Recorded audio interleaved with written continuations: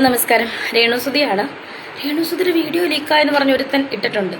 ഇവനൊക്കെ സബിനകത്ത് കയറിയിരുന്ന് ആസ്വദിച്ചിട്ടാണ് ഇവനൊക്കെ ഇങ്ങനെ പുറത്തു വിടുന്നത്. സത്യം കേട്ടല്ലോ. അപ്പൊ സമ്മതിച്ചേ, സബിനകത്ത് കയറി ആസ്വദിക്കാൻ വേണ്ടിയാണ് ഈ വീഡിയോസ് ഒക്കെ അപ്ലോഡ് ചെയ്യണേന്ന് എല്ലാവരും കേട്ടല്ലോ. ചേച്ചി തന്നെ പറഞ്ഞു ആസ്വദിക്കാൻ വേണ്ടിയിട്ടാണ് ഈ വീഡിയോ ഇട്ട് കൊടുത്തേന്ന്. സത്യം പറഞ്ഞാൽ അതൊരു ലൈവായിരുന്നു. സബിനകത്ത് ലൈവ് പോയതല്ല, ഞാൻ ആൾക്ക് പേഴ്സണലി ചാറ്റ് ചെയ്തോ വീഡിയോ കൊടുത്തതല്ല. ആദ്യം നിങ്ങൾ തെറ്റിദ്ധരിക്കരുത്. ഞാൻ ഇന്നലെ ഉച്ചയ്ക്ക് ലൈവ് പോയതാണ്. മനസ്സിലായി, ഒരുപാട് നാളായി ലൈവ് പോയിട്ട് അങ്ങനെ ലൈവ് പോയതാണ് ഞാൻ. ആ ലൈവ് പോയ വീഡിയോ ആണ് ആസ്വദിച്ചിട്ട് സ്ക്രീൻഷോട്ട് എടുത്ത് പുറത്ത് വിട്ടിട്ടുള്ളത്. ഏതാണ് ഇങ്ങനെ ശരിയാവണേ? ചേച്ചി കഷ്ടപ്പെട്ട് ആസ്വദിക്കാൻ വേണ്ടി ഇട്ട് കൊടുത്ത വീഡിയോ, ആ വീഡിയോ സബ്സ്ക്രിപ്ഷൻ എടുത്തവർക്ക് വേണ്ടിയിട്ട് ഇട്ടുകൊടുത്ത വീഡിയോ, ആ വീഡിയോ എടുത്ത് ലീക്കാക്കി കഴിഞ്ഞു കഴിഞ്ഞാൽ സബ്സ്ക്രിപ്ഷൻ കാലിലെ ആൾക്കാർ വന്നിട്ട് ചേച്ചിനെ തെറി പറയൂലേ? ചേച്ചി അത്ര കഷ്ടപ്പെട്ട് എല്ലാ സബിലുള്ളവർക്ക് ഇട്ട് കൊടുത്തതല്ലേ? അപ്പൊ ആ വീഡിയോ ഫ്രീ ആയിട്ട് എന്തോരം ആൾക്കാരാ കണ്ടത്, എത്ര ജനങ്ങളാ കണ്ടത്. ആ ചെയ്തത് ശരിയാണോ? ചേച്ചിയുടെ വിഷമമാണ്, നിങ്ങളത് മനസ്സിലാക്കണം. ഏത് നാറിയാണേലും എടാ, നാണം കെട്ട നാറികളെ, ഇതൊക്കെയാണോ നിന്റെ പരിപാടി? നാണമില്ലാത്ത നാറികളെ. എടാ, എൻ്റെ ചുണ്ട് നിങ്ങൾ നോക്കുക. ഇത് കണ്ട, ഈ ചുണ്ട് പൊട്ടിയിരിക്കണം. കുറച്ച് ദിവസമായിട്ട് എന്തോ കാലാവസ്ഥയുടെ പ്രശ്നമാണെന്ന് തോന്നുന്നു, ചുണ്ടെല്ലാം പൊട്ടിയിരിക്കുകയാണ്. അപ്പം ഞാൻ അതാണ് ലൈവിൽ വന്ന് കാണിച്ചു തന്നത്. നിങ്ങൾ ഇങ്ങനെ കാണിച്ചു തന്നത് മനസ്സിലായോ? നീ എന്താ ഓർത്ത ഞാൻ വിളിച്ചത് കേട്ടോ? നാണം കെട്ട നാറുകളെ.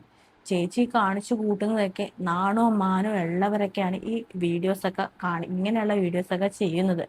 ഇതൊക്കെ എടുത്ത് ലീക്കാക്കി കഴിഞ്ഞാൽ നിങ്ങൾ നാണം കെട്ട ആൾക്കാരാണ്. എന്താ പറയാ ഈ ചേച്ചിയുടെ ഒരു കാര്യേ? വാസ്തവത്തില് നാണവും മാനവും ഒക്കെ ഉള്ളവര് ഇങ്ങനെയുള്ള വീഡിയോസൊക്കെ ചെയ്ത് എല്ലാവർക്കും കൊടുക്കാം. അതാണ് വേണ്ടത്. അതാണ് ചേച്ചി ഇങ്ങനെ പറയാനുള്ളതിന്റെ കാര്യം. ലൈവ് പോകത്തില്ല, ഞാൻ ഇനിയും ലൈവ് പോകും. എനിക്ക് നിന്നെ പേടിച്ചിട്ടേ ലൈവ് പോകാതിരിക്കാൻ പറ്റത്തില്ല. നീ വന്ന് ഇനി സ്ക്രീൻഷോട്ട് എടുത്ത് പുറത്ത് വിടടാ. ഞാൻ ഇനിയും ലൈവ് പോകും. നീ വേണമെങ്കിൽ ആ സ്ക്രീൻഷോട്ടൊക്കെ എടുത്ത് പുറത്ത് വിടറാ. ചേച്ചിക്ക് ലൈവ് പോകാതിരിക്കാൻ പറ്റില്ല എന്നാണ് ഇവിടെ പുള്ളിക്കാരി കമ്പൽസറി ആയിട്ട് പറഞ്ഞിരിക്കുന്നത്. അപ്പൊ പുള്ളിക്കാരി ഇനിയും ലൈവ് പോവാട്ടോ. പിന്നെ പുള്ളിക്കാരി പറയുന്ന റീസൺ എന്താന്ന് വെച്ച് കഴിഞ്ഞാൽ ചുണ്ടിങ്ങനെ പൊട്ടിയിരിക്കുന്നതുകൊണ്ടാണ് അങ്ങനെ കാണിച്ചതെന്ന് പറഞ്ഞ, അല്ലാതെ വേറെ അർത്ഥത്തിലൊന്നുമല്ല. പക്ഷെ ഒരു സംശയമുണ്ട്, അതൊന്ന് ആദ്യം ഒന്ന് കാണട്ടെ. അപ്പോൾ ഇതോ അതെന്താ അങ്ങനെ പറയാൻ? കടിക്കല്ലേ, മുറിഞ്ഞിരിക്കുക, അതെന്താ ഇങ്ങനെ പറയണേ? ചുണ്ട് കടിക്കല്ലേന്ന്? അതെന്താ ചേച്ചി അങ്ങനെ പറയണേ? ചുണ്ട് കടിക്കല്ലേ എന്ന് പറയണ എന്താ? അതിന്റെ കാര്യം എന്താ? ഒന്ന് പറഞ്ഞു തരാമോ?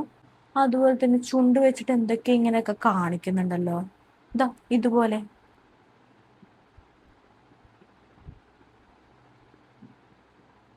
അപ്പോ ഇതിന്റെ അർത്ഥം എന്താ? ഇതും ചുണ്ട് പൊട്ടിയത് കൊണ്ടാണോ ഈ നാക്കിട്ടൊക്കെ കാണിക്കണത്? തങ്കച്ചൻ ചേട്ടൻ ഈ വീഡിയോസ് ഒക്കെ കാണുന്നുണ്ടെങ്കിൽ തങ്കച്ചേട്ടൻ ഉറപ്പായിട്ടും മോക്ക് പെട്ടെന്ന് തന്നെ ഒരു വരനെ കണ്ടുപിടിക്കണം കേട്ടോ. അല്ലെങ്കിൽ മോള് വഴിതെറ്റി പോവുക. ഇനി തെറ്റാനൊന്നുമില്ല, എന്നാലും ഒരു ഇതായിട്ട് പറയണേണ്. തങ്കച്ചൻ ചേട്ടൻ എത്രയും പെട്ടെന്ന് മോൾക്കൊരു വരനെ കണ്ടുപിടിക്കാൻ നോക്കുക. അപ്പൊ എല്ലാവരും ഒന്ന് ചേച്ചിനെ വിശ്വസിക്കണം. ചേച്ചിയുടെ ചുണ്ട് പൊട്ടിയിരിക്കുന്നതാണ് ചേച്ചി ഈ അങ്ങനെയുള്ള കുറെ ലീലാവിലാസങ്ങളൊക്കെ കാണിച്ചത് ചുണ്ടുകൊണ്ട്. അപ്പൊ അതൊക്കെ ഒന്ന് എല്ലാവരും ഒന്ന് വിശ്വസിക്കണം. വേറെ അർത്ഥത്തിലൊന്നും ആരും എടുക്കരുത് കേട്ടോ. ഇനിയും ചേച്ചി എല്ലാവരും അങ്ങോട്ട് പൂരത്തെറി വിളിക്കുക. അതും കൂടി നമുക്കൊന്ന് കേട്ടു നോക്കാവേ. എന്തിന്റെ കേടാടാ മക്കളെ? നട്ടലില്ലാതായി പോയല്ലോ. ഒരു പെണ്ണിന്റെ സബ്സ്ക്രിപ്ഷൻ എടുത്തിട്ട് അത് കണ്ട് ആസ്വദിച്ചിട്ട് അവൻ സ്ക്രീൻഷോട്ട് എടുത്ത് അവന്റെ പറയുന്നില്ല, അവൻ എടുത്ത് പുറത്ത് വിട്ടേക്കുന്നത്. നാണം കെട്ട നാറി. ആ കടിച്ചോട്ടെ എന്ന് രേണുസുതിയോട് ചോദിച്ചപ്പോ എന്നെ കടിക്കാൻ പറയണം. കട്ടെന്ന് ചോദിച്ചാൽ കടിക്കല്ലേ എന്നല്ലേ പറയാൻ പറ്റത്തുള്ളൂ. പിന്നെ എന്റെ ചുണ്ട് വന്ന് കടിക്കാൻ ഞാൻ പറയണം? ഇത്രയും അഴിഞ്ഞാട്ടം ഈ സബ്ബിൽ കിടന്ന് കാണിച്ചിട്ട് എന്നിട്ട് നാട്ടുകാരെ വിളിക്കുന്നതാണ് നാണം കെട്ട നാറിന്ന്. നാണം കെട്ട നാറിന്ന്. അതിനേക്കാളും ഒരു പടി താഴെയാണ് നിങ്ങൾ. അതാദ്യം മനസ്സിലാക്കും. മാനവും അഭിമാനവും ഇല്ലാത്തവളെ, മരിച്ചുപോയ ഭർത്താവിന്റെ ശവശരീരം പോലും തോണ്ടിയെടുത്ത് അതിനെ വിറ്റ് കാശാക്കുന്നവളെ, നിന്നെ അപ്പൊ എന്ത് വിളിക്കണം? നീ പെണ്ണുമ്പോഴേ നിനക്ക് വല്ല കെട്ടാൻ മുട്ടി നിൽക്കുവാണെങ്കിൽ പോയി കെട്ട്. ആ സുധിയുടെ ഇൻഷുറൻസ് തുക കാത്തിരിക്കുവാണോ? കാത്തിരുന്നോ. അതൊന്ന് വേഗം കിട്ടണമെന്നാ ഇപ്പൊ പ്രാർത്ഥന. ഈ അഴിഞ്ഞാട്ടം നിർത്തുമല്ലോ. കട്ടെന്ന് ചോദിച്ചാൽ കടിക്കല്ലേ എന്നല്ലേ പറയാൻ പറ്റത്തുള്ളൂ. പിന്നെ എന്റെ ചുണ്ട് വന്ന് കടിക്കാൻ ഞാൻ പറയണോ? അത് കൊള്ളാലോ. അതായത് ചുണ്ട് കടിക്കട്ടെ എന്ന് ചോദിച്ചു കഴിഞ്ഞാൽ ചുണ്ട് കടിക്കല്ലേ എന്നല്ലേ എനിക്ക് പറയാൻ പറ്റുള്ളൂ. ഞങ്ങളെപ്പോലുള്ള സ്ത്രീകളോടാണ് അങ്ങനെ ചോദിക്കണമെങ്കിൽ ഞങ്ങൾ നല്ല ആട്ടാട്ടിയിട്ട് ഇനി മേലാൽ അവൻ ഒരു സ്ത്രീയോടും അങ്ങനെ ചോദിക്കില്ല. കാരണം ആ അനുഭവം എപ്പോഴും അവന്റെ ഓർമ്മയിലുണ്ടാവും. അങ്ങനെയായിരിക്കും മറുപടി കൊടുക്കുന്നത്. പക്ഷേ നിന്നെ സംബന്ധിച്ച് അയ്യോ എന്റെ ചുണ്ട് കടിക്കല്ലേ പൊട്ടിയിരിക്കുക എന്നല്ലേ നീ പറയണത്. അതാണ് നീയും ഞങ്ങളുമായിട്ടുള്ള വ്യത്യാസം കേട്ടോ രേണു. അല്ലാതെ നീ പറയുന്ന കൂട്ട് ചുണ്ട് കടിച്ചോട്ടെ എന്ന് ഒരുത്തൻ ചോദിക്കുമ്പോഴത്തേക്ക് നീ പറഞ്ഞു അയ്യോ ചുണ്ട് കടിക്കല്ലേ ചുണ്ട് പൊട്ടിയിരിക്കുകയാണ് എന്ന് കൊഞ്ചിക്കൊഴിഞ്ഞല്ല നാണോ മാനോ ഉള്ള സ്ത്രീകൾ പറയുന്നത്. നീ പറഞ്ഞതിന്റെ അർത്ഥം എന്താണെന്ന് വെച്ച് കഴിഞ്ഞാൽ ചുണ്ട് പൊട്ടിയിരിക്കുകയാണ് അതുകൊണ്ട് കടിക്കല്ലേ, പിന്നെ എങ്ങാനും ആയിക്കോട്ടെ എന്നൊരർത്ഥമാണ് അതിന് വരുന്നത്. അതാദ്യം മകള് മനസ്സിലാക്കുക കേട്ടോ. എടാ രേണുസുതിക്ക് ഒന്നുമില്ല. രേണുസുതി അതിനകത്ത് ചുണ്ടല്ലേ കടിച്ചല്ലോ, വേറൊന്നും വന്ന് കടിച്ചിട്ടില്ലല്ലോ, ചോദ്യം കടിച്ച് കാണിച്ചില്ലല്ലോ. അപ്പൊ ഒരു കുഴപ്പമില്ല. നീയൊക്കെ ഇതിലപ്പുറം ചെയ്യുന്ന എനിക്കറിയാം. അതുകൊണ്ട് തന്നെ മാന്യമായിട്ട് തന്നെയാണ്, അതായത് നല്ല മര്യാദയ്ക്ക് തന്നെയാണ് ഞാൻ സബില് ചെയ്യുന്നത്. മനസ്സിലായോ? നീ ഇട്ടാൽ എനിക്ക് കോപ്പാണ്. ഞാൻ ഇനിയും ലൈവ് ഇടും. മനസ്സിലായോ? കേട്ടല്ലോ ചേച്ചി പറഞ്ഞത് കേട്ടല്ലോ. നല്ല മാന്യമായിട്ടാണ് ചേച്ചി സബില് വീഡിയോസ് ഒക്കെ ചെയ്യുന്നതാണ് പറയണത്. അപ്പോ മാന്യത ഇല്ലാത്ത സത്യം പറഞ്ഞാൽ നമുക്കായിരിക്കും അല്ലെ. നമ്മൾ ഇതുപോലത്തെ വീഡിയോസ് ഒന്നും ഇടുന്നില്ലല്ലോ. അപ്പൊ നമുക്കായിരിക്കും മാന്യത ഇല്ലാത്തത്. ഇവൾക്ക് മാന്യത ഉള്ളവൾ. കൊള്ളാം, ചേച്ചിയുടെ കണ്ടുപിടുത്തം എന്തായാലും കൊള്ളാം. എന്തായാലും നീ ഉദ്ദേശിക്കുന്ന തരത്തിലുള്ള മാന്യതയൊക്കെ നാട്ടുകാർ മുഴുവൻ കണ്ടു ബോധിച്ചിട്ടുണ്ട് കേട്ടോ. നീ പറയുന്നുണ്ടല്ലോ നിനക്കൊരു ചുക്കുമില്ല ചുണ്ണാമ്പും ഇല്ല ഒന്നുമില്ല, നിന്റെ എവിടെ ഏൽക്കില്ലെന്ന്. അത് ഞങ്ങൾക്കും അറിയാം. നിനക്ക് നമ്മൾ എന്തൊക്കെ പറഞ്ഞാലും നിനക്കത് ഏൽക്കില്ല എന്നുള്ള കാര്യം നീ പണ്ടേ പയറ്റി തെളിയിച്ചതാണ്. അതുകൊണ്ടല്ലേ ഇപ്പോഴും നീ ഇവിടെ ഇങ്ങനെ അള്ളി പിടിച്ചിരിക്കണത്. നീ എന്ത് തോന്നിവാസം കാണിച്ചാലും നീ എന്ത് വൃത്തികേട് കാണിച്ചാലും ഇതൊക്കെ അംഗീകരിക്കുന്ന ഒരു കൂട്ടം ആൾക്കാര് നിന്റെ പുറകെ ഇടും. നീ എന്നാ വേണേലും കാണിച്ചോട്ടെ, നിങ്ങൾക്കെന്നാ അതായത് നിനക്ക് സപ്പോർട്ട് ചെയ്യുന്ന ആൾക്കാര് അവരെ കുറിച്ച് ഓർത്തിട്ടാണ്. അതായത് നിന്നെപ്പോലുള്ള ആൾക്കാർ തന്നെയാണ് ഇവരെന്നാണ് ഇപ്പൊ ഞങ്ങൾ വിചാരിക്കുന്നത്. അല്ല അതാണ് സത്യം. അല്ലാതെ നിന്നെ സപ്പോർട്ട് ചെയ്യാൻ ആരും വരത്തില്ല. ഒരു കമന്റ് ഇട്ട് ഒരു സപ്പോർട്ട് ചെയ്യാൻ തോന്നത്തില്ല. കാരണം അവരും അങ്ങനെയായിരിക്കും. അത് 100% ഉറപ്പുള്ള കാര്യം.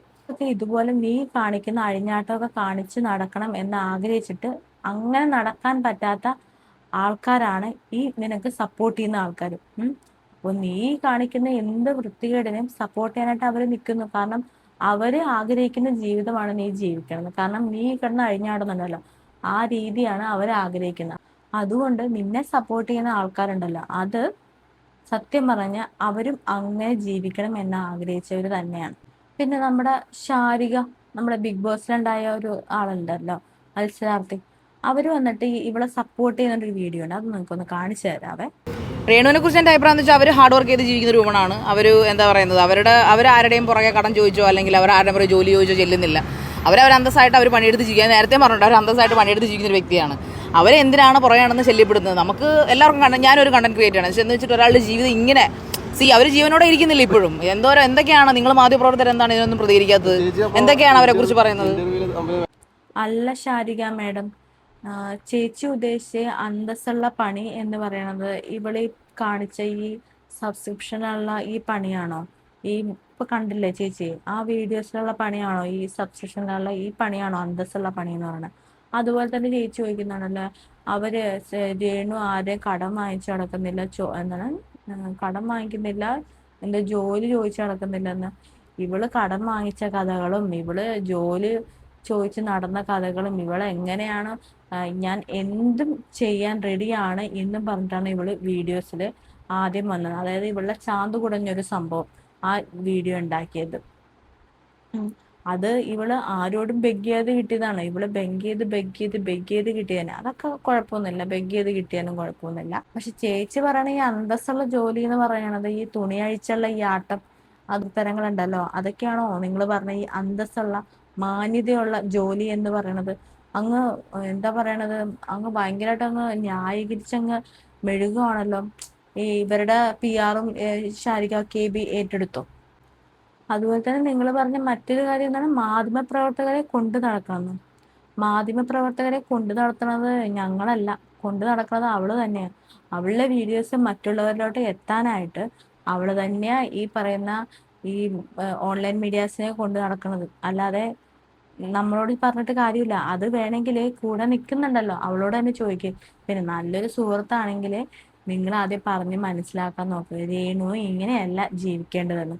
എന്താണ് നിങ്ങൾക്ക് അന്തസ്സും മാന്യതയൊക്കെ നിങ്ങൾക്ക് അറിയാമെങ്കിൽ നിങ്ങൾ അതൊന്ന് പറഞ്ഞു കൊടുക്കും. അങ്ങനെയാണ് നല്ല സുഹൃത്തുക്കൾ ചെയ്യേണ്ടത്.